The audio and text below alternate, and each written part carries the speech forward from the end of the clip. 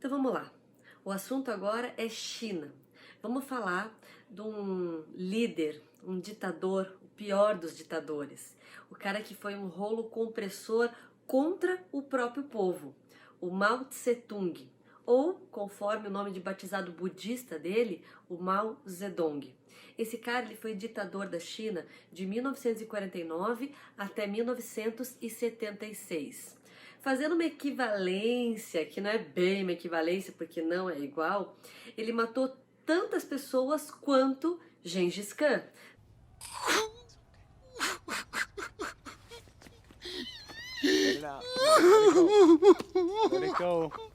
Também, né, um cara das estepes asiáticas. O Gengis Khan, lá no século XIII, para você ter uma noção do que eu estou falando de equivalência, ele matou 40 milhões de pessoas. Se, né, fosse igual, porque o Mao Tse-tung, ele matou em torno de 40 milhões de pessoas, alguns historiadores chegam a falar de 70 milhões de pessoas, mas vamos pegar o número 40 milhões. Se fosse equivalente mesmo, a gente teria que calcular, né? Teria que estabelecer aí qual que era a população mundial no século XIII e no século XX. Não é igual, a gente sabe disso.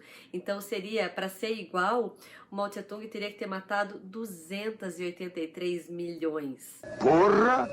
Tudo isso? Mas assim, né? Um cara que matou esse tanto de gente, ainda mais o próprio povo, como que pode, até os dias de hoje, ele ter ainda uma memória, né, preservada, se ainda um ícone? Você não vê, por exemplo, na Rússia idolatrando Stalin. Você não vê na Alemanha falando de Hitler. Você vai para a Itália, você não tem noção, assim, você não vê em lugar nenhum menção do Mussolini. Agora, na China, tem estátuas, tem parques, tem praças e tem muita gente que idolatra, né, esse homem como sendo um ícone. Bom, vamos conhecer um pouquinho da história, né, pregressa desse ícone antes dele assumir aí com a Revolução Chinesa, que é só em 1949. Ele nasceu no dia 26 de dezembro de 1893. Ele nasce numa China que a gente tem que compreender, né, que ela era uma China toda fragmentada. Ao norte você tinha os alemães, ao centro você tinha os franceses, os britânicos, enfim. Né, na província dele, uma província de camponeses, o pai dele foi um camponês que se saiu bem dentro da província por conta própria, que melhorou o plantio do arroz e tal. Ele tinha uma visão de mundo assim bem pequena.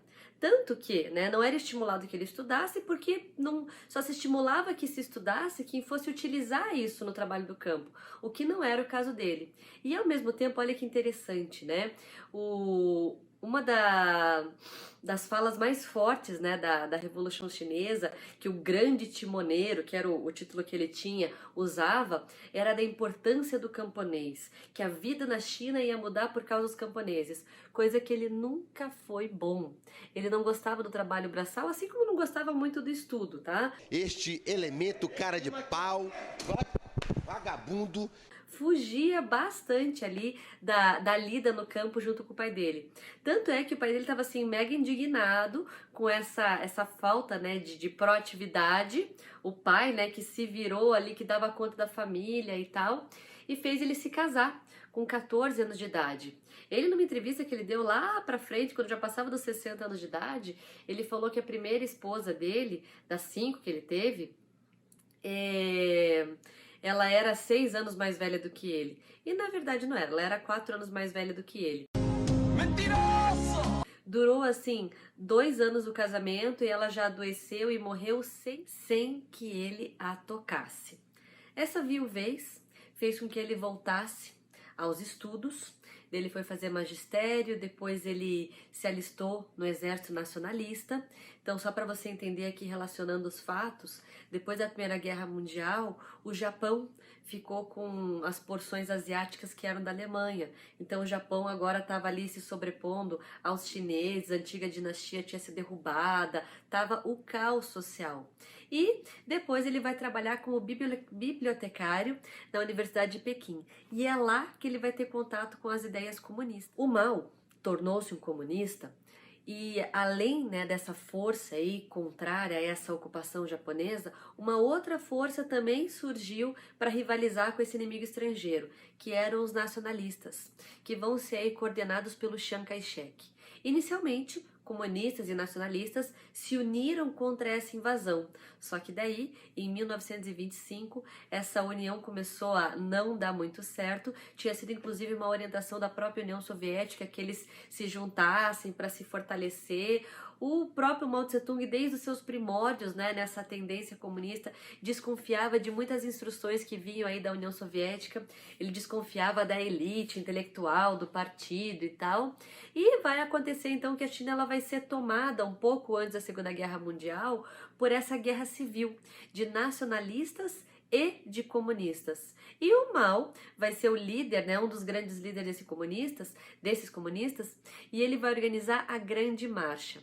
A Grande Marcha foram 10.000 quilômetros.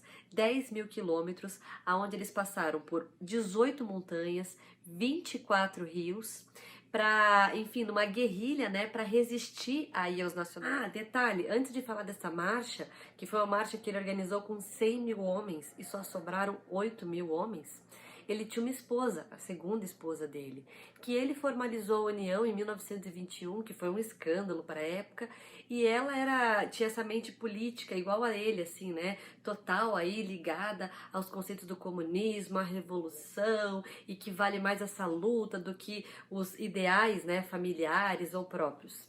Daí, né, por causa dessa luta contra o Chiang Kai-shek, ele abandonou essa esposa dele, que era Yang, e com ela ele tinha 2 filhos. Ela foi executada pelas forças nacionalistas porque ela se negou a entregar-lhe o paradeiro do marido. Os 2 filhos do casal conseguiram fugir para Xangai. O mais novo, ele desenvolveu um retardo mental de tanta pancada que ele levou na cabeça, né, da polícia ali de Xangai. E o mais velho vai morrer por um bombardeio norte-americano lá na Coreia. Já que estamos falando aí de casos amorosos do Mao Tse-tung, foi durante a marcha que ele conheceu a sua terceira companheira, a Ho Tzu-shen. Ela tinha 18 anos de idade, ele já estava com 37 anos de idade. Durante a marcha, eles tiveram 2 filhos. Esses 2 filhos eles vão abandonar com famílias de camponeses e depois vão ter um terceiro. Outra coisa que mudou durante a marcha, além da vida amorosa aí do grande timoneiro, foi que ele assumiu alguns hábitos estranhos. Aqui tem uma curiosidade. Ele, depois da marcha, se negava a usar o banheiro, ele preferia cavar um buraco na terra e ficar de cócoras. Esse é o tal do cagão. Ele, quando virou um grande ditador, por exemplo, ele se recusava a usar calças no verão. Ele adorava falar para os convidados no meio do banquete sobre, né, os movimentos intestinais dele. Que nojo. Uma curiosidade muito assim doida é que ele só foi descobrir lá com seus 60 anos de idade que não era normal ter apenas um testículo. Ele só tinha um, o outro não tinha descido, ele achava que todo mundo era assim, e depois que ele foi descobrir que não era. Bom, a Segunda Guerra Mundial favoreceu o Partido Comunista, porque o Chiang Kai-shek ele vai ficar aí do lado dos aliados e a União Soviética então vai dar total suporte. Isso, na verdade, o suporte vai ser cobrado, tá? Isso vai ter um preço depois. E quando acaba a guerra, as forças comunistas entram de novo nessa guerra civil contra os nacionalistas e a vitória, né, do grande timoneiro acontece ali em 1949. O Chiang Kai-shek ele vai fugir para a ilha de Formosa, que hoje é Taiwan, e a União Soviética se nega, né, a emprestar mais recursos porque o Mao Tse-tung queria inclusive ir atrás desse cara lá na ilha de Formosa e não pôde.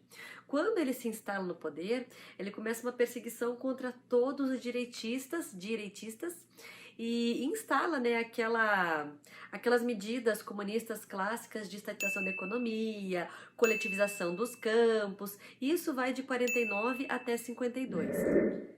Essa fase foi chamada de recuperação e crescimento, mas na verdade foi péssima, né? Porque diminuiu ali a quantidade de colheitas, teve greves de operários reclamando dos salários, os intelectuais também criticando, né, aquele novo governo, muito autoritário, muito impositivo. Daí, em 1956, ele lança o movimento das 100 flores, baseado aí num provérbio chinês, que a ideia, né, era fazer uma abertura abertura intelectual, que as pessoas pudessem criticar, que as pessoas pudessem, né, falar o que elas quisessem. O que na prática era uma pegadinha, porque todo mundo que se levantasse contra a Revolução ganhava um alvo no meio da cabeça.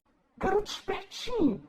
Isso não é uma coisa nova na história. O próprio Alexandre o Grande fez isso. Quando já tinham se passado aí 6 anos das campanhas militares dele em direção ao Oriente e os soldados começaram a se rebelar, começaram a ficar insatisfeitos, saudade de casa, ele permitiu que os soldados escrevessem cartas para mandar para a família.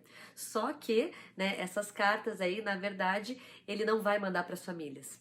Ele vai mandar matar o mensageiro e vai abrir todas as cartas para saber o que estavam escrevendo. E todos aqueles que criticaram ele mandou matar. Vendo o dedo nessa porra. Então, mais ou menos uma reutilização de uma estratégia aí de autoridade que o Mao Tse-tung fez com esse movimento das 100 flores. Daí quando você pensa, né, que esse movimento das 100 flores de 56 foi assim o auge das medidas loucas dele, vem o grande salto para frente de 58. O grande salto para frente tinha o seguinte slogan: 3 anos de privação para milhares de anos de felicidade. Então a ideia que o partido, né, divulgava é que essa falta de capital, é que esse esforço, né, coletivo de todos os chineses seria aí o suficiente para eles nunca mais terem qualquer tipo de dificuldade. Só que na verdade essa era uma tentativa do Mao Tse-tung de se desvencilhar do modelo soviético, querendo se sobrepor à União Soviética nessa liderança aí do modelo comunista. Ele já não concordava mais com as instruções vindas de lá, porque já não era mais Stalin no poder. Ele já tinha morrido, esse líder soviético tinha morrido, e agora era Khrushchev. Daí, o tal do grande salto para frente vai fazer com que 90 milhões de camponeses abandonem as suas terras e vão trabalhar em grandes forjas improvisadas para derreter tudo quanto é tipo de metal, grampo de cabelo, utensílios de cozinha, tudo, para poder aumentar aí a produção de aço. O que deu certo, duplicou a produção de aço da China, só que a produção de cereais caiu em 25%. É óbvio, né? As pessoas estavam trabalhando aí nesse crescimento aí de indústria e deixando de lado o que era a base da vida deles, que era a agricultura. As pessoas, né, elas já não tinham mais uma vida íntima. Tudo agora é no coletivo. Então as terras elas já tinham sido coletivizadas, mas também esse trabalho nessas forjas, né, ele era vigiado por como se fossem aí comissários, né, do partido, vou dar o mesmo nome do Partido Soviético. Eles comiam juntos, eles dormiam todos juntos, eles se vigiavam. À noite, tainha, vinho e muito sexo. As crianças eram criadas todas juntas por alguns idosos para as mulheres também poderem trabalhar e foram, né, 3 anos de extrema privação.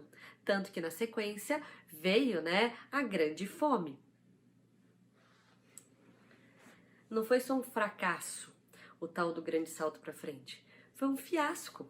Todos os engenheiros fugiram, né, da China, foi tamanho o desmatamento para poder ter carvão, para poder fazer as forjas, que eles acabaram ali com os campos cultiváveis, eles mexeram com o clima, então foi o caos.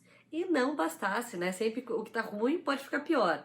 Então estamos na sequência, deixa eu recapitular com vocês. Primeiro começou lá com o movimento das 100 flores, pegadinha, daí veio o grande salto para frente, daí, né, acho que o top de tudo foi a última ideia dele, né, que foi a Revolução Cultural. Essa revolução foi uma estratégia dele que mobilizou 11 milhões de estudantes para se opor, né, aos questionamentos em relação a ele dentro do partido pelos fiascos, né, que ele cometeu com as campanhas anteriores. E essa revolução ela vai quase que extinguir a toda a cultura milenar chinesa. Invadiam casas em Pequim e destruíram porcelana, quadros, partituras de música. Para você ter uma noção, dos 7.000 monumentos históricos da China, na Revolução Cultural de 66, 5.000 foram destruídos. Segundo Mao, eles precisavam tirar qualquer tipo de raiz revisionista burguês. Qualquer pessoa que tivesse algum traço ocidental, algum traço confuciano, era acusado de ser um inimigo do Estado. Teve um uma província, a província de Guangxi, que os inimigos do Estado que tinham sido assassinados, eles ficavam pendurados, né? Enfim, mortos, e as pessoas podiam escolher um pedaço deles e comer. Teve casos nessa mesma província que diretores de escola que ainda ensinavam ensinamentos, né, confucianos foram mortos pelos estudantes e foram cozidos pelos estudantes. E era uma verdadeira neura essa revolução cultural. Para você ter uma ideia, a idolatria ao líder ela era tão estimulada que crianças elas eram premiadas, crianças assim, bebês, se conseguissem se a primeira palavra deles fosse o nome do líder. Mao Zedong ou Mao Tse Tung. As crianças eram ensinadas, estilo aconteceu com a Alemanha nazista, a amarem mais o líder do que os próprios pais. Os camponeses foram estimulados a fazer dazibaos, que é um cartaz onde eles faziam acusações uns contra os outros para eles ficarem tipo se auto-vigiando, né? E muita gente ali fazia calúnias, as pessoas às vezes sofriam, né, consequências, enfim, penais por causa desses cartazes que falavam ali que fulano ou que ciclano era inimigo. E toda essa grande revolução cultural, ela foi unida, né? Ela ficou concisa no Grande Livro Vermelho, que foi assim a Bíblia do pensamento de Mao até a morte dele em 1976, quando, né, finalmente a China começou a se abrir. Era tão fechada essa China, tão fechada, que para você ter uma noção, fazia 10 anos que o homem já tinha pisado na Lua e os chineses não sabiam disso ainda. Quando eles foram descobrir, muitos até duvidaram, essa notícia demorou a chegar em todos os lugares, de tanto que eles tinham, né, naquela mente arraigada, que o grande timoneiro é quem tinha razão, do tanto que eles estavam ali cegados. Até mais, minha gente, até a próxima.